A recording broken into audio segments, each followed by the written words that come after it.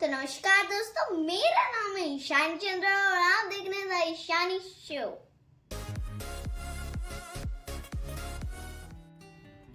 तो दोस्तों, आज मैं आपको सोलर सिस्टम के बारे में बताने वाली हूँ। कुछ मुझे नहीं पता है या कुछ पता है, उसके बारे में मैं बताने वाली हूँ। तो चलो स्टार्ट करते हैं। देखिए, हमारी जो ये पूरी गैलेक्सी होती है, मतलब जहाँ पर सारे प्लैनेट्स रहते हैं, वहाँ से बहुत सारे प्लैनेट्स रहते हैं, मतलब पृथ्वी जैसे बहुत सारे, और वहाँ पर सबको प्लैनेट माना जाता है। और उनमें से सारे बड़े प्लैनेट्स में से सबसे छोटा प्लूटो है। एक दिन साइंटिस्ट ने एक मीटिंग शुरू की जिसमें प्लूटो को प्लैनेट नहीं माना गया। पता नहीं क्यों, क्योंकि वो अपने 3 रूल्स का सम्मान नहीं करता था। वो अपने एरिया को साफ नहीं रखता था, कुछ भी नहीं कर रहा था। इसलिए उसको प्लैनेट ना मान के उसको डू ऑफ प्लैनेट बना दिया और वो प्लैनेट की टीम से हटकर डू ऑफ टीम में चला गया। और वैसे ही साइंटिस्ट्स को कुछ और मून्स मिले थे जो कुछ टेढ़े मेढ़े थे, बिल्कुल डू ऑफ प्लैनेट ही थे, तो वो उन टीम में चला गया। अब दूसरी बात, एक आपको अच्छी चीज बताऊं, आप कभी भी जुपिटर पे चढ़ने की कोशिश मत करना। अगर आप स्पेस सूट में हो तो आप नीचे गिरोगे सीधे और उसके मिट्टी में फंस जाओगे, क्योंकि वो लिक्विड और गैस से बना होता है। अगर आप कुछ सुपरमैन सूट पहन के जाओगे जो रेड और येलो का है, मुझे नहीं पता कौन सा है, इसलिए तो फिर वैसे गिरते जाओगे, कुछ हवा आएगी और आपको कुछ तैरने को मिलेगा, लेकिन सारी चीज आपके अंदर की पूरा गरम ही गरम होगा, पूरा गरम होगा। तो आपको एक चीज और बता दूं,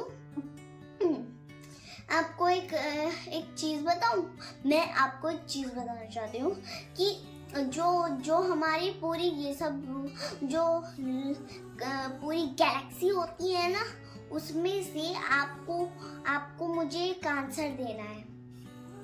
गैलेक्सी का ये आंसर है कि अगर मिल्की वे एक दूसरी चीज से टकरा गया तो क्या होगा?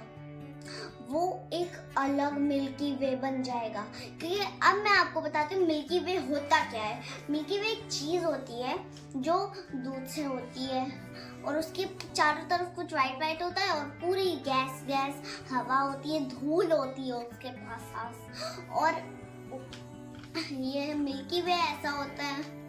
और एक और चीज बता दूं, पता है ब्लैक होल कैसे बनता है? ब्लैक होल जब एक तारे की दुनिया खत्म हो जाती है, तब उसके अंदर ब्लैक होल उसका पूरा तारा खा जाता है और तभी से प्रकट होता है ब्लैक होल। ऐसे पता नहीं कौन से आसमान में ब्लैक होल होंगे, वो भी इस समय पर।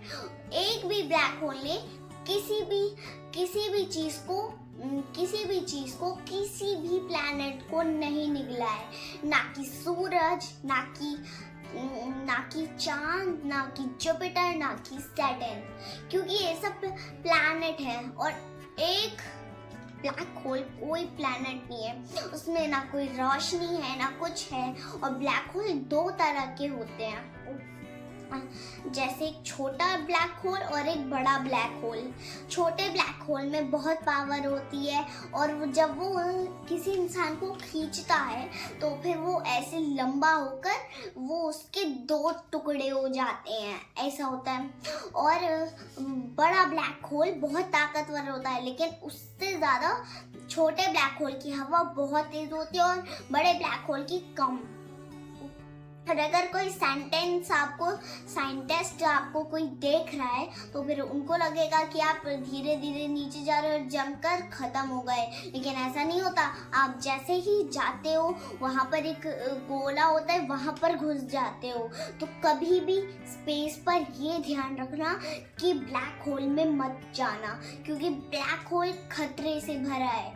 और हाँ, एक और ब्लैक होल होता है जिसमें यहाँ एक साइड, अगर आपने उस ब्लैक होल को यूज किया तो देखना क्या होगा, एक छोर उसके, जैसे मेरा हेडफोन है, मैं एक दिन हेडफोन लेके वीडियो बना रही थी, तो मतलब ऐसा वाला जो होता है ऐसा ब्लैक होल, तो उसमें एक छोर होगा इस घर की तरफ, एक छोर होगा स्कूल की तरफ। आप कूद के स्कूल पहुंच गए, बस ये टाइम होगा और कोई देर होने की भी दिक्कत नहीं होगी।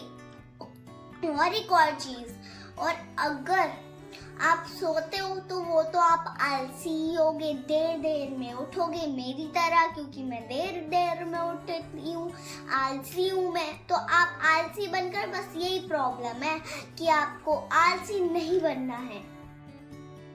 तो कैसी लगी आपको ये वीडियो, कमेंट करके बताएं और शेयर करके बताएं। तो चलो बाय बाय, टाटा।